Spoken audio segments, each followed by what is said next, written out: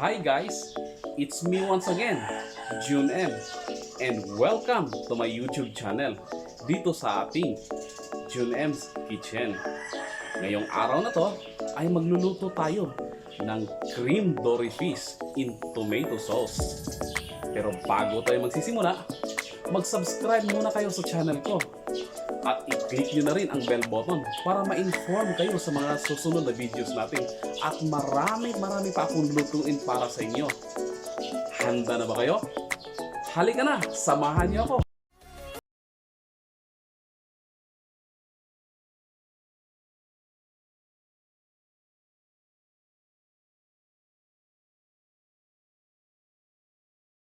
Okay guys, ang una muna natin gawin ay magmamarinate muna tayo ng ating fish fillet gamit ang ating asin at saka ground black pepper.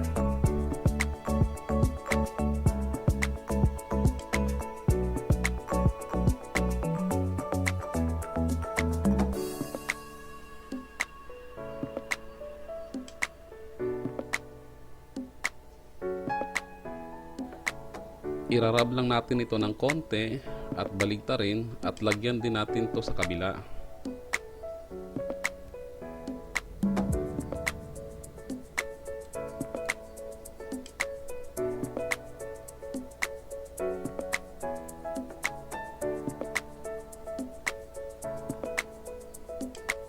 Irarab din natin ito para manuot-nuot talaga yung mga marination natin.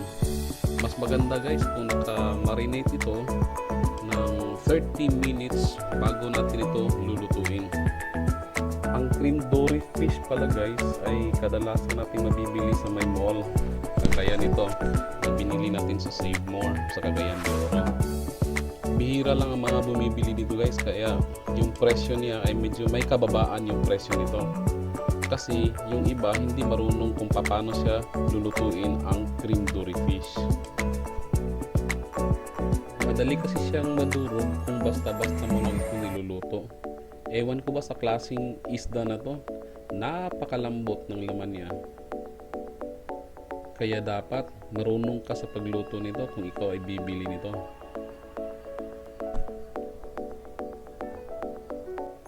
Okay, at tapos na yung paghiwa ng ating isda. At isi-set aside lang natin ito ng 30 minutes. Ayan na ang ating fish fillet. At ipapakita ko lang sa inyo guys ang kompletong ingredients. Halika, dito tayo. At eto na ang ating kompletong ingredients. Gagamit tayo dito ng bawang, pamintang durog, red onions, red bell pepper, luyang dilaw, sugar and salt to taste, itlog, tomato sauce, carrot, breadcrumbs, at saka gagamit din tayo dito ng flour.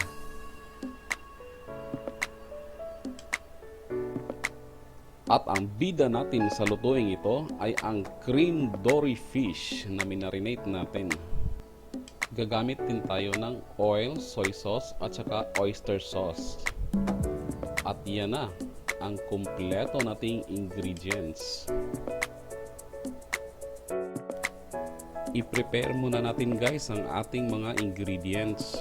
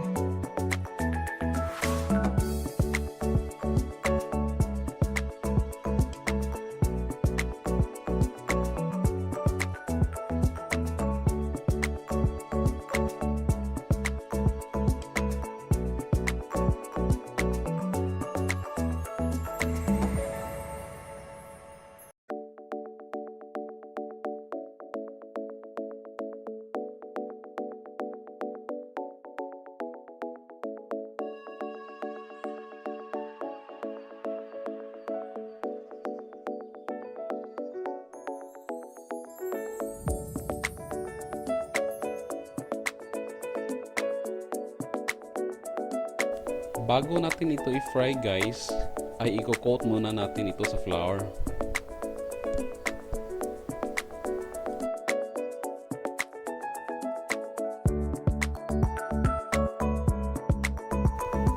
At eto naman ang pangalawang coating natin gamit ang breadcrumbs.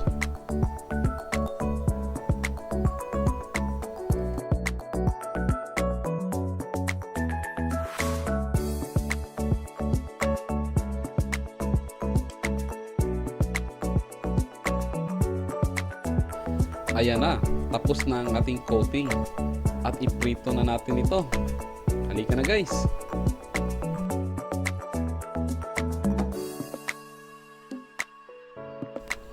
Ang una natin gawin ay magpapainit lang tayo ng mantika at sa piprituhin natin ang ating cream dory fish.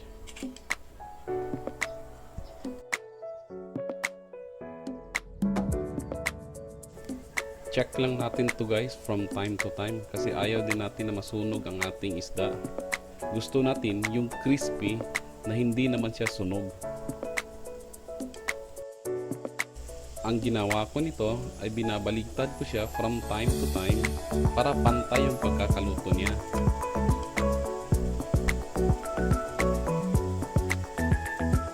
Lutuin lang natin ito hanggang sa mag-golden brown ang kulay ng ating isda.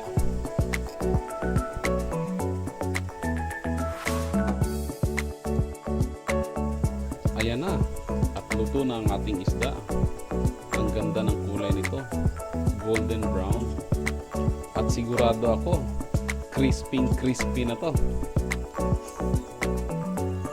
Kahit sa puntong ito guys ay pwede na itong tirahin, pero mamaya na at gagawa pa tayo ng sauce.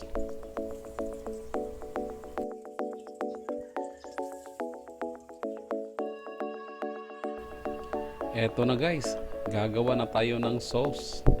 Ang una lang natin gagawin ay magpapainit lang muna tayo ng ating mantika.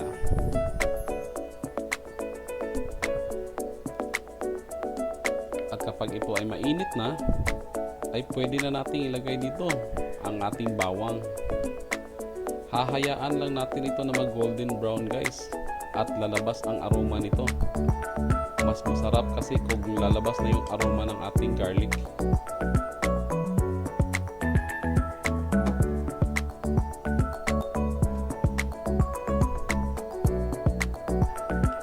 At kung ito ay mag golden brown na, ay pwede nang ilagay na natin ang ating luyang dilaw.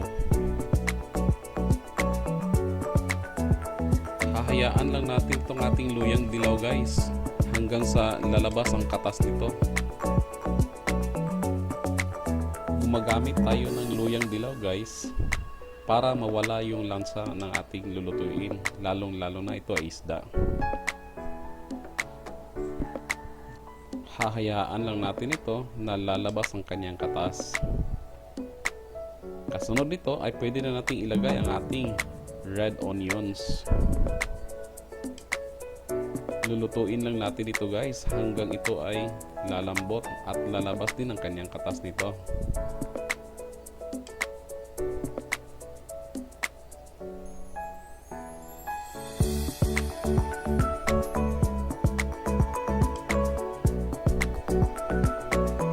Sa puntong ito ay pwede na nating ilagay ang ating carrots.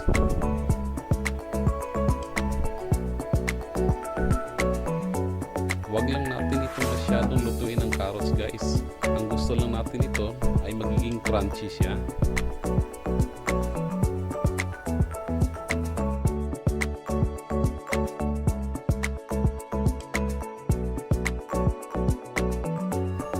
Eto na, pwede na natin ilagay ang ating tomato sauce.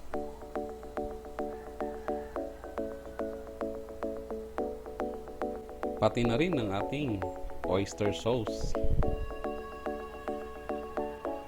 Huwag lang masyadong marami guys para hindi mangingitim ang ating lulutuin.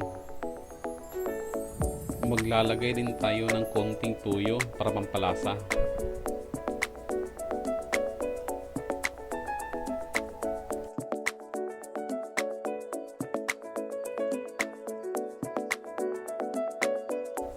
Maglalagay din tayo ng tubig guys. Enough lang ayon sa dami ng ating isda.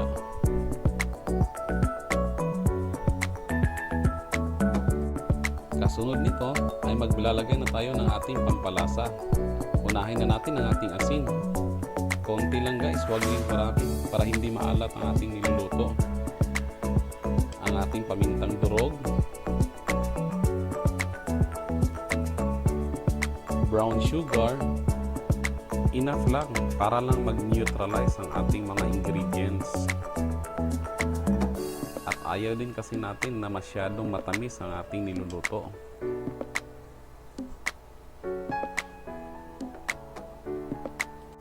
Hahayaan lang natin ito hanggang sa maglapot ang ating sauce.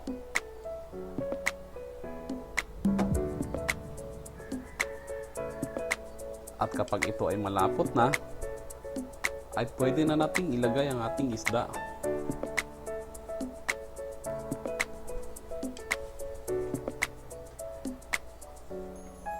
Option lang ito guys. Pwede rin nating ibuhos ang ating sauce doon sa ating isda. Dito, pwede na natin ilagay ang nagtitira nating ingredients, ang ating bell pepper. Haluin lang natin ito na maayos. At ingat lang tayo sa pagkahalo nito guys, kasi baka madurog yung ating isda.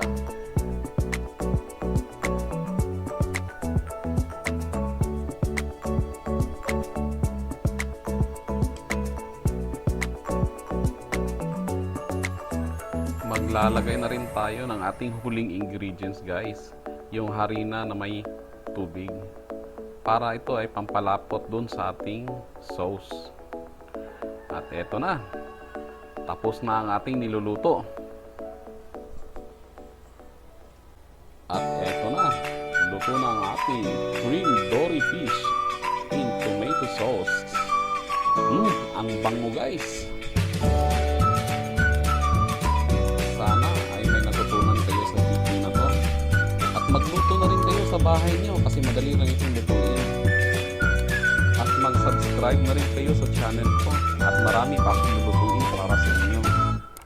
Click nyo na rin yung bell button guys para ma-inform kayo sa mga susunod na pong video.